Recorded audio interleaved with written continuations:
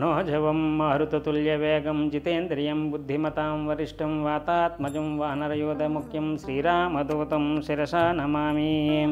శ్రీ మహాగణాధిపతయే నమో నమః. శ్రీ సరస్వతీ దేవ్యే నమః. శ్రీ గురుభ్యో నమః. హరి ఓం. పరమేశ్వర స్వరూపైన సభకు నమస్కారం. జిఎంకే టీవీ ప్రేక్షకులకు శుభోదయం. నేటి కాలమాన విశేషాలను గమనిద్దాం. స్వస్తి శ్రీ చాంద్రమాన విశ్వావసనామ సంవత్సరం దక్షిణాయనం శరదృతువు కార్తీక మాసం శుక్లపక్షం చతుర్దశి తేదీ 4/11/2005 మంగళవారం. తిథి చతుర్దశి రాత్రి 10:36 వరకు, నక్షత్రం రేవతి మధ్యాహ్నం 12:34 వరకు, తదుపరి అశ్విని నక్షత్రం.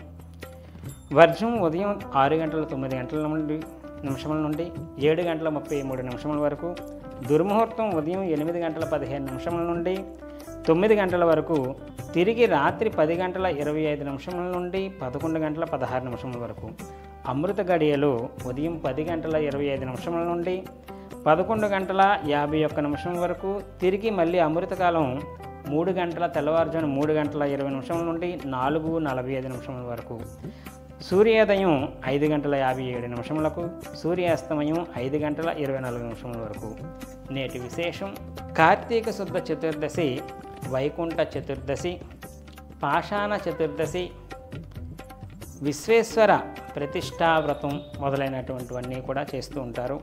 ఇవాళ రోజు శ్రీ మహావిష్ణువు అనుగ్రహం కోసం రాత్రికి చతుర్దశి ఉన్న తిథిని ఎంచుకొని ఉదయం నుంచి కూడా రాత్రి దాకా ఉపవాసం చేసి ఈ యొక్క సాయంత్రం వేళలో శ్రీ మహావిష్ణువుని పూజ చేసి విష్ణాలయం దర్శనం చేసుకొని రాత్రికి భోజనం చేసేటటువంటి విధానం ఏదైతే ఉందో ఆ విష్ణువు తాలూకు అనుగ్రహం కోసం విష్ణాలయాలంటే వెంకటేశ్వర స్వామి కానీ, కృష్ణాలయం కానీ, రామాలయం కానీ మొదలైనటువంటి విష్ణు తాలూకు అవతారాల తాలూకు ఏ దర్శనం చేసుకున్నా కూడా చాలా ఉత్తమమైనటువంటి ఫలితాలు వస్తాయని భవిష్య పురాణం చెబుతుంది. అలాగే పాషాణ చతుర్దశి ఉన్నటువంటి కారణంగా ఇవాళ రోజు గౌరీదేవిని కూడా ఉద్దేశించి ఈ వ్రతం చేస్తారు. స్త్రీలు మాత్రమే చేస్తూ ఉంటారు. రాత్రి వరకు కూడా ఇది కూడా రాత్రి దాకే ఉపవాసం ఉండి రాత్రి సమయంలో ఈ యొక్క వ్రతం పాషాణ వ్రతం అనేటటువంటిది ప్రత్యేకించి అందం కోసం మహిళలు ఈ వ్రతం చేస్తారట. అలాగే సౌభాగ్యం కోసం కూడా ఈ వ్రతం చేస్తారు.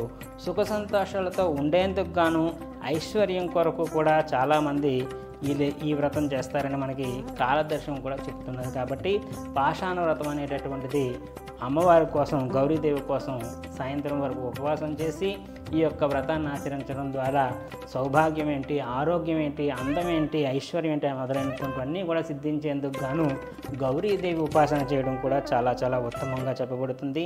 అలాగే ఇవాళ రోజు విశ్వేశ్వర ప్రతిష్టా వ్రతం అని చెప్పేసి కాశీలో విశ్వేశ్వరుడు తాలూకా ఈ యొక్క చతుర్దశి నాడే ప్రాతకాలంలో విశ్వేశ్వరుడు తాలూకా ప్రతిష్ఠ జరిగింది. కాబట్టి ఇవాళ రోజు కాశీలో మణికర్ణికా ఘాట్ అని చెప్పేసి ఈ యొక్క మణికర్ణికా ఘాట్లో ప్రాతకాలంలో స్నానం ఆచరించి ఆ యొక్క విశ్వేశ్వరుణ్ణి సాయంత్రం దాకా కూడా విశ్వేశ్వరుడు తాలూకా నామం జపం చేస్తూ విశ్వేశ్వరుడికి విశేషమైనటువంటి అభిషేకాలు మొదలైనటువంటివన్నీ చేసుకుంటూ సాయంత్రం ఈ శివనామస్మరణతో ముగించి విశ్వేశ్వరుడికి ప్రత్యేకమైనటువంటి నివేదనలు గట్రా వండి మొత్తం పిండి వంటలు మొదలైనటువంటి వండి నివేదన చేసి రాత్రికి భోజనం చేసేటటువంటి వ్రతాన్ని విశ్వేశ్వర ప్రతిష్టా వ్రతం అని చెప్పేసి మనకు చెప్తుంది.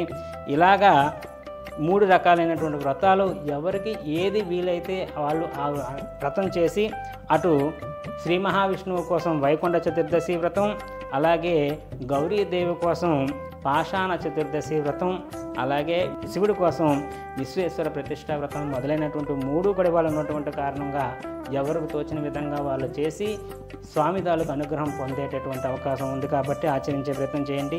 ఇవాళ దానాల్లో విశేషంగా కాయగూరల్లో ఆకుకూరలు దానం చేయాలట. తోటకూర, బచ్చల కూర మొదలైనటువంటి ఆకుకూరలు అన్నీ కూడా ఇవాళ దానం చేయడం వల్ల విశేషమైనటువంటి ఫలితం ఉంటుందని చెప్పబడుతుంది.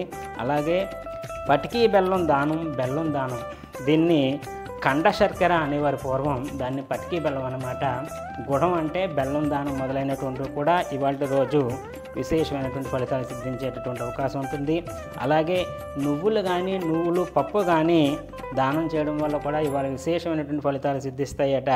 అలాగే పురుష శక్తి కోసం, వంశాభివృద్ధి కోసం అని చెప్పేసి చిమ్మిలి బెల్లంలో మనం నాగుల చవితికి ఎలాగైతే చేసుకుంటామో అలాగా బెల్లంతో చేసినటువంటి నువ్వుల పప్పుతో చేసినటువంటి చిమ్మిలి చేసి ఇవాళ రోజు శివాలయంలో శివుడికి నివేదన చేసి ఆ నివేదన చేయగా ఉన్నటువంటి ప్రసాదాన్ని తీసుకోవడం ద్వారా వంశం అభివృద్ధి చెందడం కోసం, సంతానం కోసం, పిల్లల కోసం ఆలోచించేటటువంటి వాళ్ళు, పిల్లల అభివృద్ధి కోసం ఆలోచించేటటువంటి వాళ్ళు ఈ విధంగా శివుడికి చిమ్మిలి నివేదన చేయడం, సుబ్రహ్మణ్య స్వామి కూడా చిమ్మిలి నివేదన చేయడం ద్వారా కూడా విశేషంగా చెప్పబడుతుంది. కాబట్టి ఈ రకంగా మనం వాటిని ఆచరించే ప్రయత్నం చేయండి.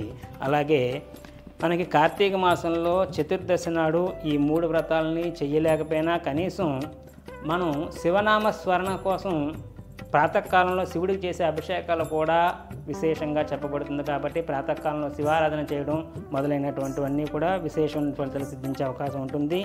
తిరిగి రేపు తాలూకా కాలమానంలో మళ్ళీ కలుసుకుందాం. జిఎంకే టీవీ ప్రేక్షకులకు స్వస్తి ప్రజాభ్యః పరిపాలయంతః.